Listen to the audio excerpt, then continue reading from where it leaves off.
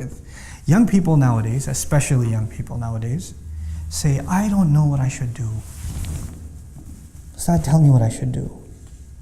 What should I major in? What kind of job should I do? And they don't do anything. And they get 30 bits of advice from someone. Then they go to someone else and get another 40 bits of advice. Then they go to someone else and get another 50 bits of advice. And they have all this advice from all these people, and they say, well, I asked 100 people and I got 100 different kinds of advice. Yes, that's because you asked 100 people and you got 100 different kinds of advice, because human beings are individuals. They're going to give you individual advice. Until you put yourself to work, you're not going to discover who you are. You're not going to know your strengths, and you're not going to know your weaknesses. Stop being afraid of work. Stop being afraid of jumping in, trying something, failing. Failure is good for you. It exposes the holes in the wall. It exposes what you need to work on. It also exposes the few things that you are good at, and maybe you should refine them even more. But that does not happen until you grind it out, until you throw yourself in the middle, in the mix.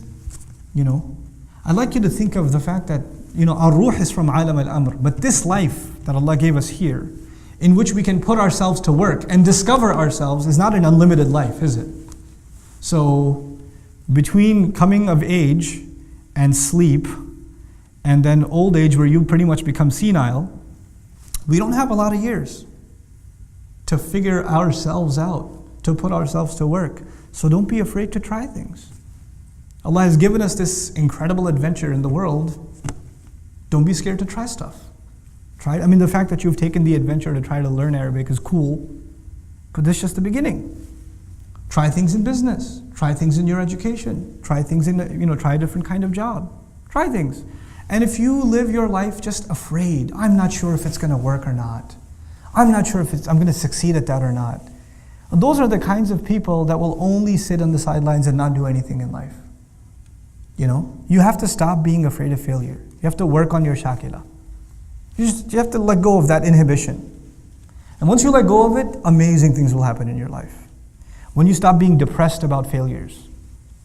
My favorite student, I've taught, Dream's been around for now 5, you guys are year number 5, it's crazy. You guys are year number 5. One of my favorite students of all time, I'm not going to name him.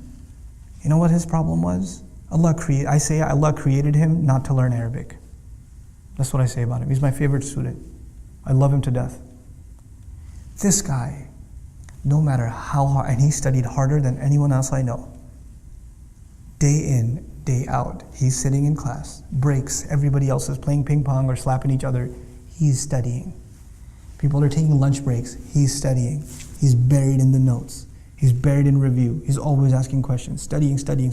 He's got piles and piles of notebooks that are filled up with his notes, and get another one, and another one, and another one. His hand's starting to hurt. No, I'm not going to use a laptop because that's for lazy people. I'm going to study. And he's one of my close friends. He and I used to hang out a lot before. I was like, hey, why don't you come learn some Arabic? He goes, yeah, I'll do it. And he jumps in. And then now during the year, I call him, hey, you want to go hang out, get some pizza or something? No, bro, I got to study. I'm his teacher during the day. And at night, I'm thinking, hey, you want to go hang out? No, bro, I got to study. Thanks a lot. Click.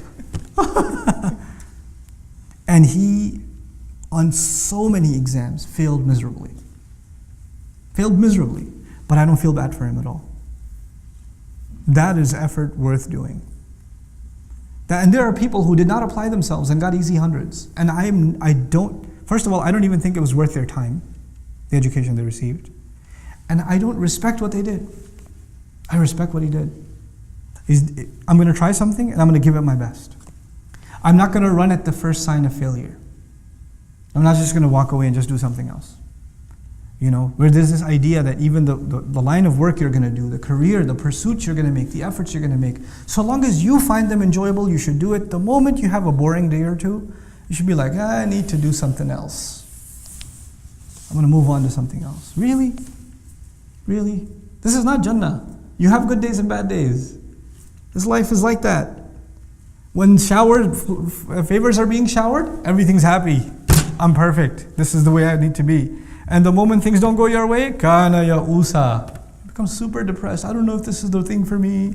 I don't know if I should even be doing this. It happens to students, they fail one test. Or no, not fail, sorry, got a 95, astaghfirullah al-azim. How will you show your face to your parents? Who will marry you now that you have a 95? You know? I don't know if I should drop out now because it's not even worth it anymore. Are you serious? Grow a spine, grow a thick skin. Apply yourself in whatever you do. And this is not just about your studies at the program, at Dream. This is beyond that. In life, have that attitude. Whatever you jump into, really dive in. Dive all in. Yes, seek counsel, but don't over-seek counsel. Don't keep getting advice and not doing anything. You have a few people in your life you can trust. And sometimes some people, they get into this habit where they like to get advice from people. They know they're going to get two different answers. Because they live off of the confusion. They feed off of it. They use that as a scapegoat to not do anything. Well, he said this, but you said this. And they wait for you to say something and say, but he said this. You could have told me that before I told you anything, but you know what? Seek advice, but seek advice with a purpose. And seek advice with some trust. You shouldn't just ask random people. By the way, if you're seeking contradictory advice from people, you know what that says? That says, first of all, you have no confidence, number one. And number two, it says you don't trust people. You don't trust them. Why are you asking their advice if you want an alternative opinion? You don't have to take everybody's opinion.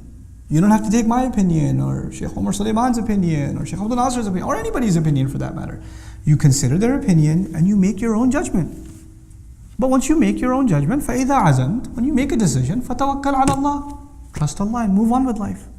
Trust Allah. This is how you get to discover yourself. And that's actually a very important lesson in life that Muslims, all of you, have to internalize, and inshallah ta'ala, great things will come for you in life and for the benefit of others in your life if you internalize this. Barakallahu li wa lakum fil Qur'an al-Hakim wa nafa'ani wa iyyakum bil ayat wa dhikr al-Hakim. Wassalamu alaikum wa rahmatullahi wa barakatuh.